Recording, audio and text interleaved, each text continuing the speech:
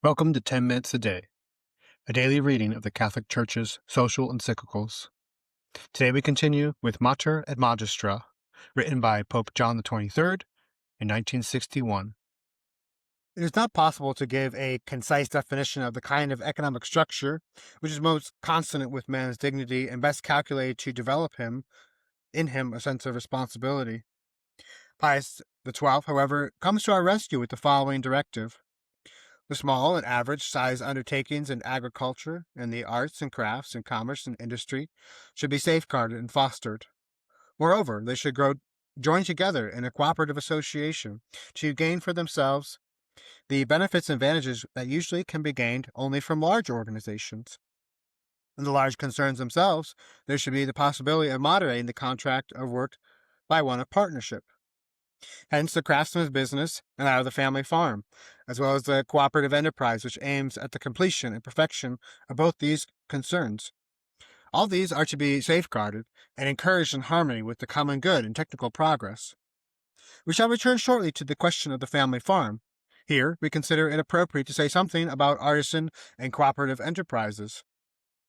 First of all, it is necessary to emphasize that if these two kinds of undertakings are to thrive and prosper, they must be prepared constantly to adjust their productive equipment and their productive methods to meet new situations created by the advance of science and technology and the changing demands and preferences of the consumer. This adaptation must be effected principally by the workers themselves and the members of the cooperatives. Both these groups, therefore, need a thoroughgoing technical and general education and should have their own professional organizations. It is equally important that the government take the proper steps regarding their training, taxation, credit, social security, and insurance. Furthermore, these two categories of citizens, craftsmen and members of cooperatives, are fully entitled to these watchful measures of the state, for they are upholding true human values and contributing to the advance of civilization. We therefore paternally invite our beloved sons, craftsmen, and the members of cooperatives throughout the world to realize the greatness of this task which is theirs in the state. By the force of their example, they are helping to keep alive in their own community a true sense of responsibility, a spirit of cooperation, and the constant desire to create new and original work of outstanding merit. We, no less than our predecessors, are convinced that employees are justified in wishing to participate in the activity of the industrial concern for which they work. It is not, of course, possible to lay down hard and fast rules regarding the manner of such participation, for this must depend upon prevailing conditions, which vary from firm to firm, and are frequently subject to rapid and substantial alteration. But we have no doubt as to the need for giving workers an active part in the business of the company for which they work, be it a private or public one. Every effort must be made to ensure that the enterprise is indeed a truly human community, concerned about the needs, the activities, and the standing of each its members. This demands that the relations between management and employees reflect understanding, appreciation, and goodwill on both sides. It demands, too, that all parties cooperate actively and loyally in the common enterprise, not so much for what they can get out of it for themselves, but as discharging a duty and rendering a service to their fellow men. All this implies that the workers have their say in and make their own contribution to the efficient running and development of the enterprise. As Pius XII remarked, the economic and social function which every man aspires to fulfill demands the carrying on of the activity of each one is not completely subjected to the other. Obviously, any firm which is concerned for the human dignity of its workers must also maintain a necessary and efficient unity of direction. Must not treat those employees who spend their days in service with the firm as though they were mere cogs in the machinery, denying them any opportunity of expressing their wishes or bringing their experience to bear on the work in hand, and keeping them entirely passive in regard to decisions that regulate their activity. We would observe, finally, that the present demand for workers to have a greater say in the conduct of the firm accords not only with man's nature, but also with recent progress in the economic, social, and political spheres. For although many unjust and inhuman economic and social imbalances still exist in our day, and there are still many errors affecting the activity, aims, structure, and operation of economies the world over, It is an undeniable fact that, thanks to the driving impulse of scientific and technical advance, productive systems are today rapidly becoming more modernized and efficient, more so than ever before.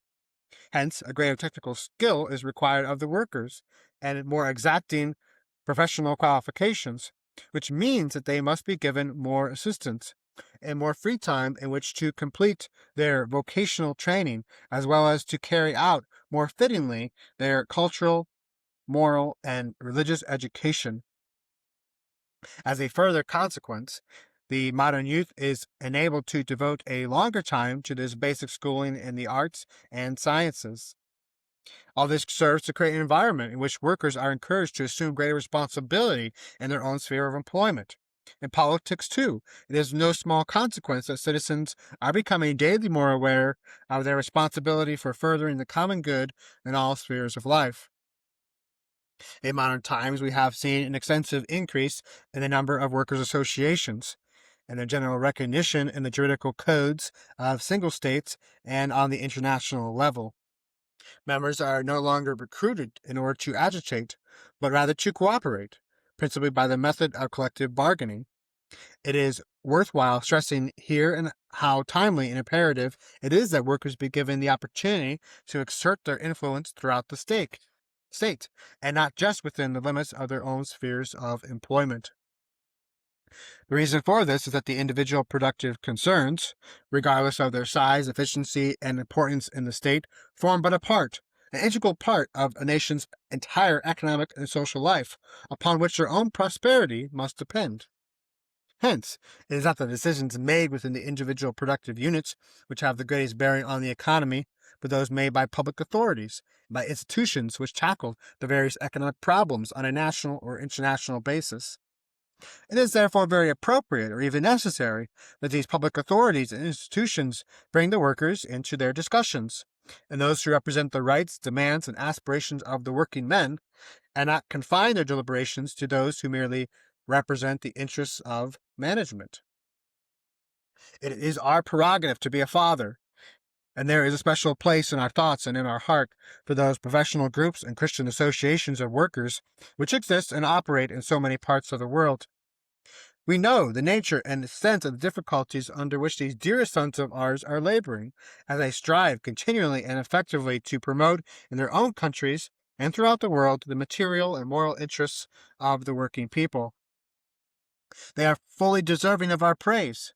The importance of their work must be gauged not merely by its intermediate and obvious results, but also by its effect on the working world as a whole, where it helps to spread sound principles of action and the wholesome influence of the Christian religion.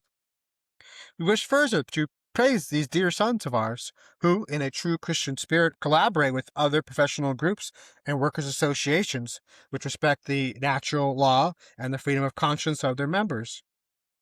We must also express here our heartfelt appreciation of the work that is being done by the International Labor Organization, popularly known in various countries as the OIL or ILO or OIT.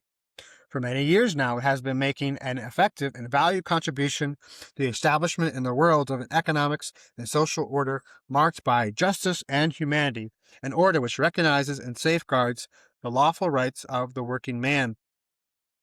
It is well known that in recent years, in the larger industrial concerns, distinction has been growing between the ownership of productive goods and the responsibility of company managers.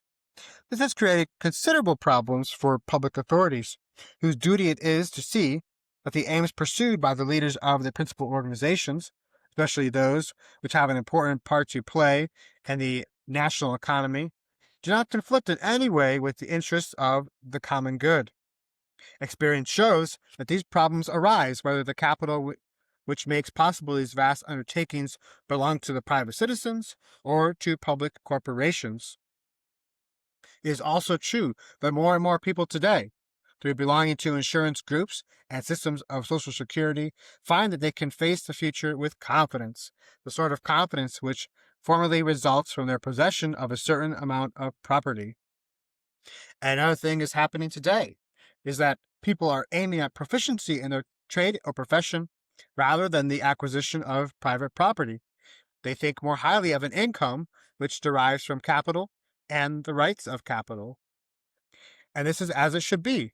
Work, which is the immediate expression of a human personality, must always be rated higher than the possession of external goods, in which of their very nature are merely instrumental.